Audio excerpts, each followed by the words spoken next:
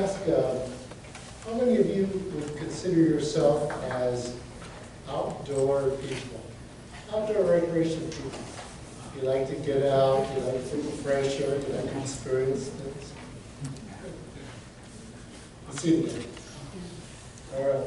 Who here regards yourself as not being an outdoor recreation person?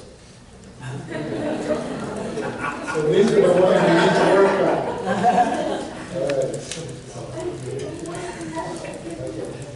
Who's the expert on starting this thing here? Let's slow down.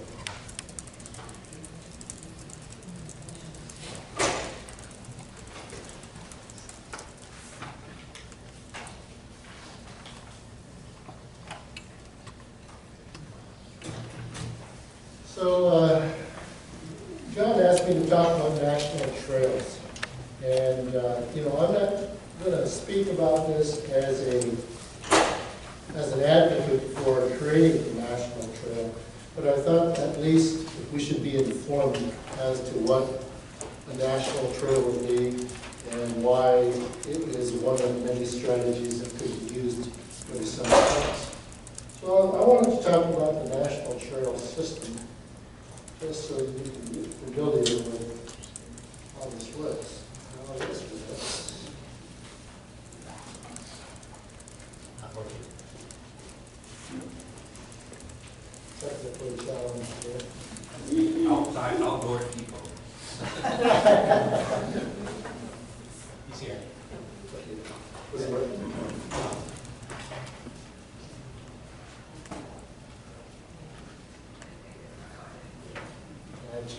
That's magic.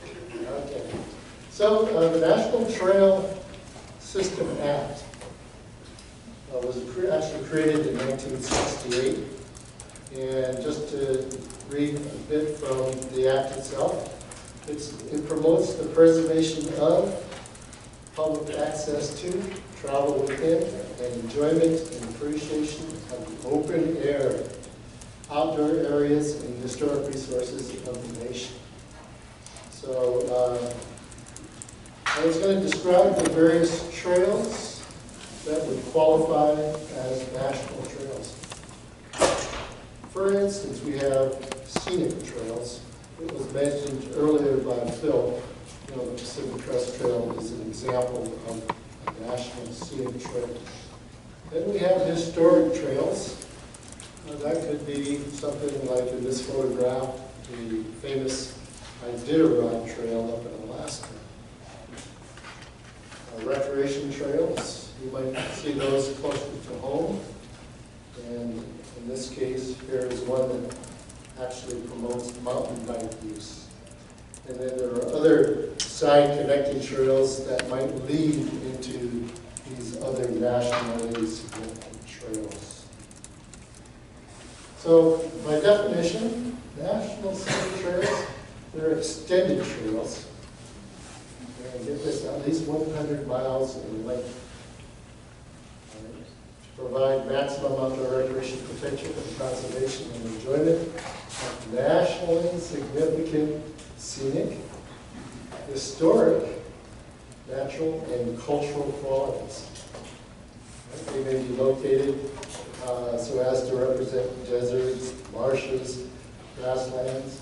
In this case, when we talk about the southern tunnels, mountains, canyons, rivers, forests, landforms, which exhibit significant characteristics from across the nation. Now, Congress is the one that can designate national scenic trails. Okay, it's an act of Congress. Okay. National historic trails are also extended trails, but they don't have to be 100 miles in length. And I'll show you some examples of that later. Which closely follow, the routes, the traditional routes. As, for example, the Iditarod Trail is over snow. So it's hard to really pinpoint that route on the landform. So you have a swath that can be 5 miles wide in some cases. And National Historic Trails serve to identify protect historic routes and its historic remnants and artifacts for public use and enjoyment. Again, these national historic trails require an act of Congress to designate as such. And then you have national recreation trails. These are, for lack of a better way of describing, not as significant as a scenic or historic trail.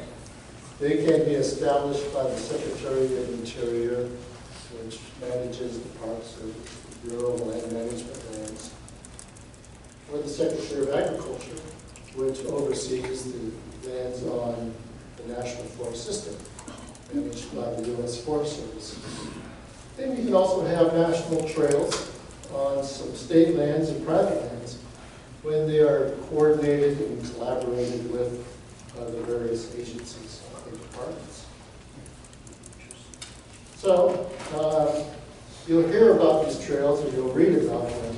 There are some examples of many national scenic trails. The Appalachian Trail, right, goes from Georgia all the way up to Maine. Pacific Crest Trail goes up from the Canadian border down to the Mexican border. Pacific Northwest Trail goes from the Continental Divide all the way to the Pacific Ocean through the northern states, Montana, Idaho, Washington. Continental Divide Trail, North County Trail, the Ice Age Trail in Wisconsin. So some of these trails are 2,500 miles or so in length, and a few others are only a couple hundred miles in length. But they are extended trails. Now then you have the historic trails, national historic trails, the famous Oregon Trail that brought people out west, the Lewis and Clark Trail that those famous explorers traveled on. And I'll just go through a few more. Trail, Tears Trail, Pony Express Trail. So, you know, a lot of these routes do not have tread left on them. The Pony Express Trail, for instance, you can drive across the interstate and see remnants of that along the way.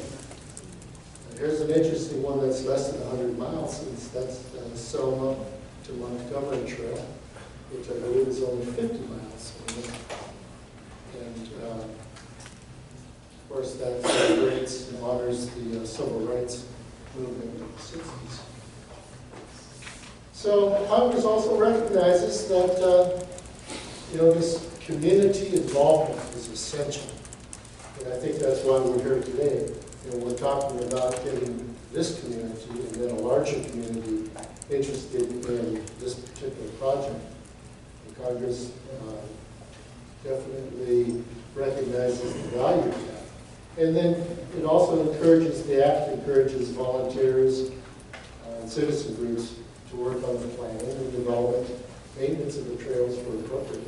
And that's what we're doing here as well. So here we have this very interesting project, and that's why we're here, is to discuss, you know, what it could be, and to borrow a phrase from a book I've read on straw hats, sandals, and steel backs. You know, that's exactly what this trail represents. That's part of the story of the Summit Tunnels and this race to get to Promontory. And I'm hoping that during the next day or so, we'll get a little closer to understanding where this group may want to go. And I think John will probably have